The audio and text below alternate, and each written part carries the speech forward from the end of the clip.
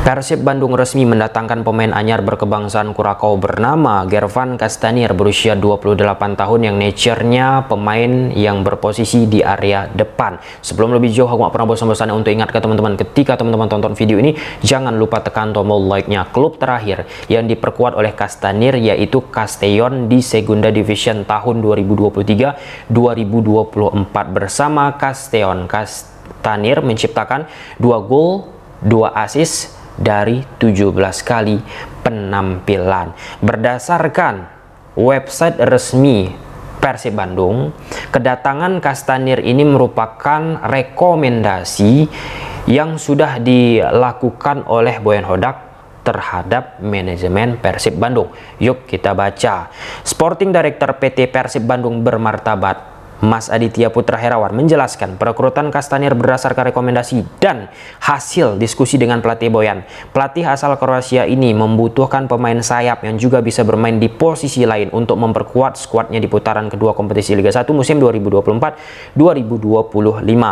Merespon rekomendasi dari pelatih tersebut, kita kemudian segera melakukan negosiasi dan berhasil menjalin kesepakatan dengan pemain yang bersangkutan. Nah, dari pengalaman yang dimiliki oleh Castellón, ia juga pernah merasakan bermain di Eropa. Ada Den Haag, Breda itu di Belanda, lalu di Jerman, lalu juga ada di Inggris. Ketika Castanier didatangkan, ya mau tak mau Persib Bandung harus melepas satu pemain asingnya karena melebihi kuota yang dilepas, yaitu Mylson 5. Secara garis besar, ya Castanier ini memang pemain yang multi posisi, bisa di sayap kanan, bisa sayap kiri, bisa sebagai center forward dan lain sebagainya. Jika kita kupas lagi secara spesifik teman-teman, mayoritas pemain-pemain yang didatangkan oleh Boyan Hodak di Persib Bandung memang bukan hanya di satu posisi, rata-rata di banyak posisi pemain tersebut, dan bagi seorang pelatih kepala tentu itu sangat amat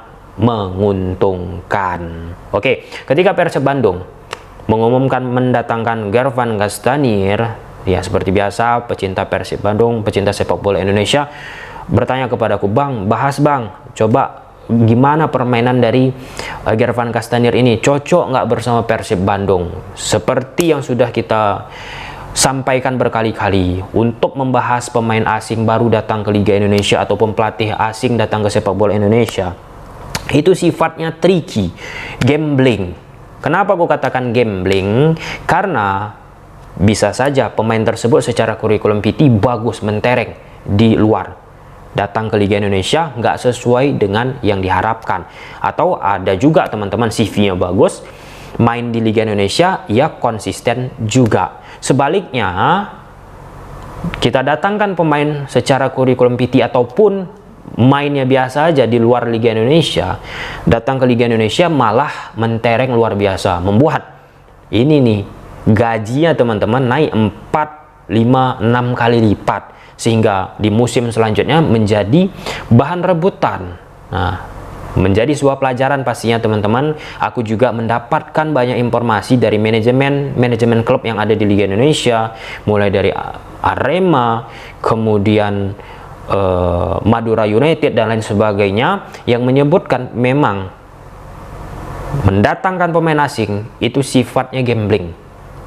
Bisa saja bagus, bisa saja yang membakar uang, membuang-buang duit, malah lebih bagus pemain lokal. Itu kan sudah tercermin dari Mylson 5. Nah, secara kurikulum PT oke itu. Nah, tetapi ketika main di Persib Bandung jauh banget kan dari yang diharapkan.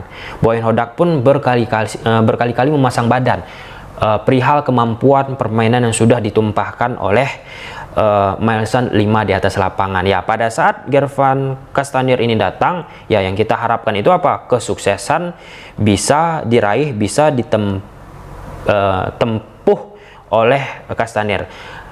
Kalau kita bicara permainan di atas kertas, yang secara de facto yang sudah biasa dia tampilkan teman-teman, memang ada beberapa atribut keunggulan yang ia tunjukkan yang itu patut menjadi bahan perhatian. Pertama, ia memiliki kecepatan dan kekuatan fisik.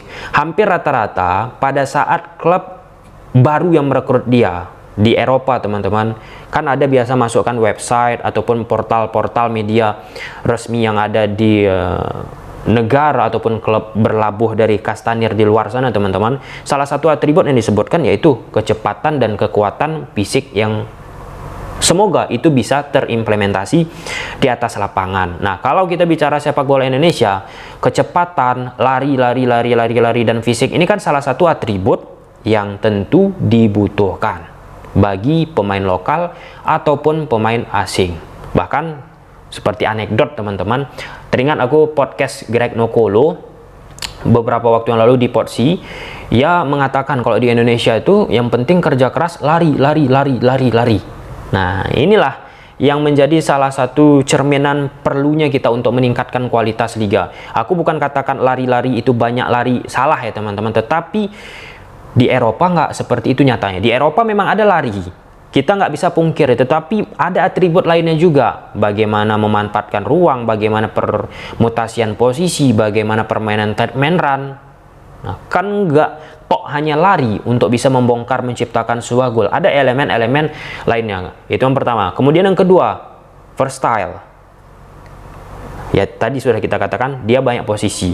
Berdasarkan transfer market, ia bisa bermain di sayap kiri, sayap kanan, center forward, bahkan di area tengah. Dan itu case close lah, yang nggak usah kita bahas lagi. Itu yang sangat amat dibutuhkan sekarang ini bagi Persib Bandung. Lalu yang ketiga ada dribbling sama pergerakannya. Karena dia memiliki kecepatan, tentu ini sangat amat ditopang lagi, dilengkapi dengan dribbling yang oke lah ya. Walaupun dribbling yang dia lakukan nggak terlalu rumit-rumit banget, tetapi penampilan yang sudah ia tunjukkan di klub-klub sebelumnya menunjukkan efektivitas pergerakannya teman-teman, itu bisa menciptakan sesuatu dimensi terhadap nilai jual attacking yang dimiliki oleh klubnya. Lalu penyelesaian akhir.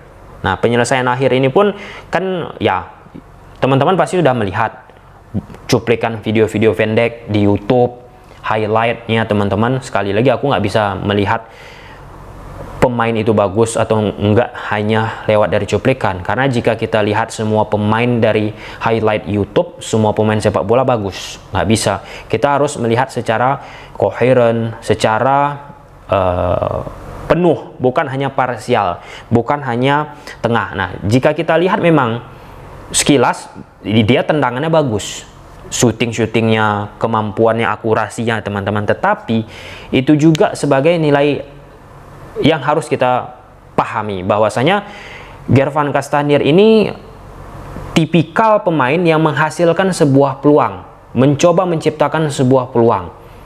Nah, artinya ketika dia mencoba menciptakan sebuah peluang, rekan-rekannya lah yang akan memanfaatkan lebih dari usaha yang sudah diciptakan oleh Castaneer. Jadi ketika ia memiliki sifat permainan demikian di klub-klub sebelumnya, kadang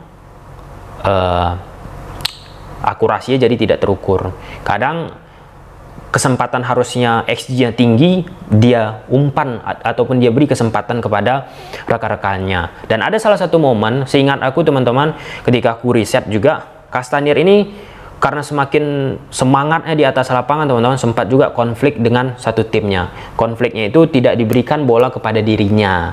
Kan itu kan bagus teman-teman. Artinya Castaneer itu secara etos kerja mau itu bola diberikan kepada dirinya, tetapi tidak diberikan. Itu pun multi tafsir bisa. Apa karena Castaneer tadi tidak efektif, tidak terlalu oke untuk di momen tersebut? Ya kita nggak tahu. Pasti pemain di atas lapangan yang bisa menjawabnya. Aku tidak mau merasa sok paling tahu teman-teman, dan karena kekuatan fisik ada, kecepatan dribblingnya ada, sangat bagus untuk permainan mengandalkan serangan balik ataupun counter attack teman-teman. Nah, ada salah satu elemen yang sangat amat penting yang perlu teman-teman ketahui, tipikal lah ya. Jika kita lihat apa yang sudah diraih oleh Castaneer di beberapa klubnya, ia malah lebih cenderung efektif itu untuk bermain bersama klub yang tidak mengandalkan penguasaan bola. Nah, artinya apa? Tipikal-tipikal kayak Persib ini, pragmatisme, mengandalkan permainan counter attack. Karena saat klubnya orientasi terhadap penguasaan bola, otomatis lawan itu akan membentuk pertahanan compact defense, rapat, padu padat. Pada momen tersebut, bagi Castaner iya sulit untuk bisa membongkar pertahanan dari lawan.